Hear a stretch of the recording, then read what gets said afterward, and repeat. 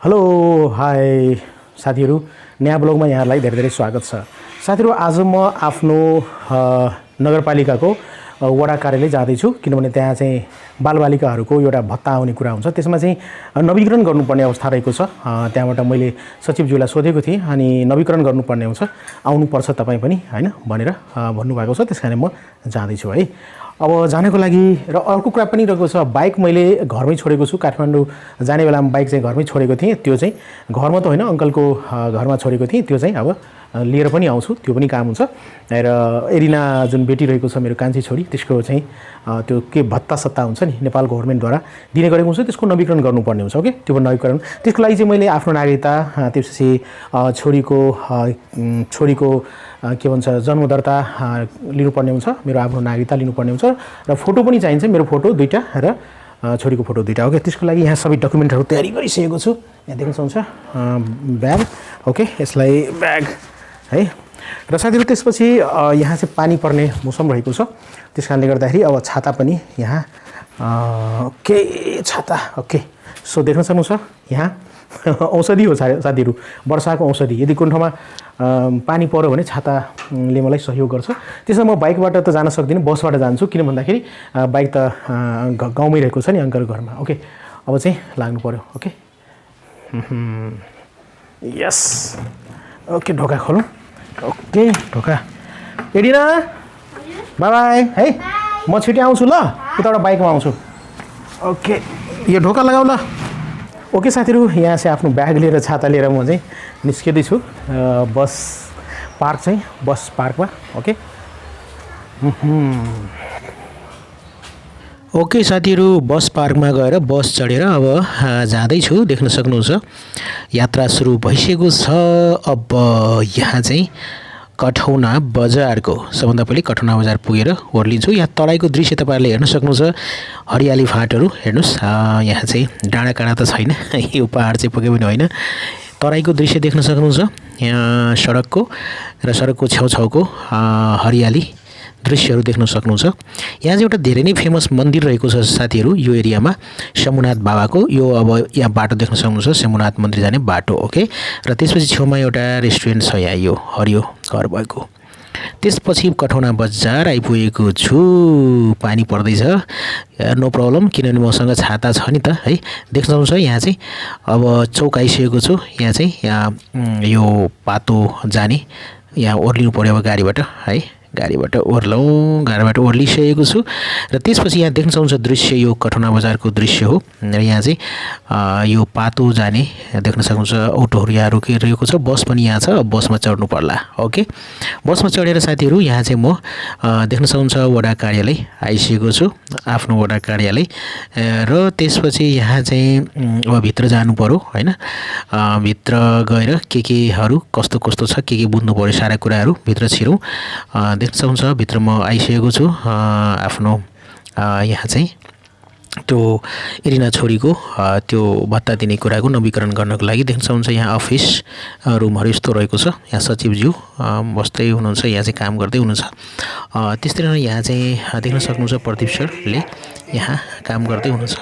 Okay, त्यसपछि आए साथीहरू म अङ्कलको घरमा र बाइकको अवस्था यस्तो रहेको छ हेर्नुहोस् है। बाइक 1 महिनादेखि यहीँ बाइक रहेको छ। देख्न सक्नुहुन्छ सिटमा पानी पसेर पुरै पानी नै पानी भएको छ, खिया लागेर यस्तो कन्डिसन रहेको छ। भित्र राखिदिनु होला भनेर भनेको थिएँ, तर चाहिँ यस्तो अवस्थामा रहेको छ। इट डजन्ट म्याटर, चाहिँ पानीमै परेको छ बाइक चाहिँ। यो साँचो मैले एकदम कडा भएको थियो, बल्ल बल्ल साँचो पसाएर यो चाहिँ घुमाउन पाएँ है। एकदमै देख्न सक्नुहुन्छ बाटो साटो सबै त्यस्तो छ। इट डजन्ट म्याटर, अब स्टार्ट हुन्छ कि हुँदैन त्यो कुरा हुन्छ है। स्टार्ट गर्नु पर्यो होइन, स्टार्ट हुन्छ होला जस्तो लाग्छ। दिउँसोको बेला रहेको छ साथीहरू, म चाहिँ आइसकेको छु बाइकले। देख्न सक्नुहुन्छ यो चाहिँ बाइक। हेलमेट खोलो, धेरै गर्मी भएको छ। Helmet oh my God. Okay यस चाहिँ ओके यस ल आइपुगेँ। हेलमेट राख। ओके, सो यहाँ छाता र ब्याग पनि छ। ओके, तँ पनि भित्र राख ल, यहाँ छ है। ल हेलमेट यही बाहिर राखिदेऊ न ल, त्यही बाहिर राखिदेऊ। अनि त्यसपछि यहाँ छाता ब्याग छ, म खुट्टा सुट्टा धोएर आउँछु ल। यो राख ल, ब्याग लिएर जाऊ ल छाता पनि लिएर जाऊ ल ओके ब्याग हेलमेट यहीँ राख न ल ओके म आउँदैछु ल खुट्टा सुट्टा धोएर ओके साथीहरू अब खुट्टा सुट्टा धोएर धुन जानु पऱ्यो फ्रेस हुन जानु पऱ्यो ओके साथीहरू एकदमै थाकेको थिएँ पुरै फ्रेस भएर कोठामा आइसकेको छु है र यो लुगा पनि चेन्ज गरिसकेको छु र एकदम नै सबै काम भइसकेको छ बाइक पनि ल्याइसकेको छु र त्यस्तै नै छोरीको जुन नवीकरण गर्नुपर्ने जुन बालबालिकाहरूको भत्ता हुन्छ होइन 5 वर्षसम्म सानो बच्चाको त्यो काम पनि भइसक्यो नवीकरण भइसक्यो र ब्याङ्कमा पैसा जम्मा हुँदैछ र मेरो प्लानिङ के रहेको छ भन्दाखेरि कति पर्सेन्ट 5 भन्दा माथि पर्सेन्ट कति 5-6.5% दिँदो रहेछ क्या अरे ब्याज होइन मेरो प्लानिङ के रहेको छ हाम्रो परिवारको प्लानिङ के रहेको छ भने बच्चाको 5 वर्षको भत्ता हामीले नउठाउने एकैचोटि 5 वर्षपछि उठाउने विथ ब्याज होइन बिचमा चाहिँ हामी नउठाउने निर्णय गरेका छौँ ब्याङ्कमै छोडिदिने छोरीको खातामा चाहिँ साथीहरू अब छटपट भइरहेको छ भर्खर फ्रेस भएको छु हात खुट्टा धोइसकेको छु अब चाहिँ छोरीलाई भेट्ने पाल रहेको छ छोरीको के गर्दै छोरी एरु के गर्दै हो एडिना बुइनी खोइ त ओहो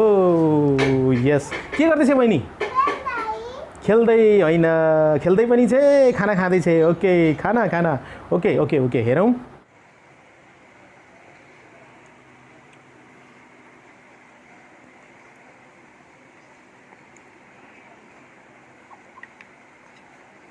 एरिना के भइरहेछ काली आछ तिमी त काली आछ काली सेरलेक्स ए अनि पानी पनि हे पानी वाउ पानी अनि सेरलेक्स वाउ खाजा छोरीको खाजा खाने टाइम ल ओके रि ल खायोस् है छोरी चाहिँ खानासाना खाइसकेर अब खेल्दैछ ओहो यस हेलो मिस एरी कुलु ओ एड्डु ए हे एरु ठुली छोरी कान्छी छोरी हेलो बन्धु हेलो हाई अंकल्स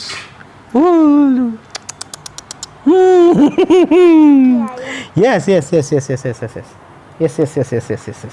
छोरी ओके र साथीहरू अब चाहिँ इन गर्नु पर्ला यो भिडियो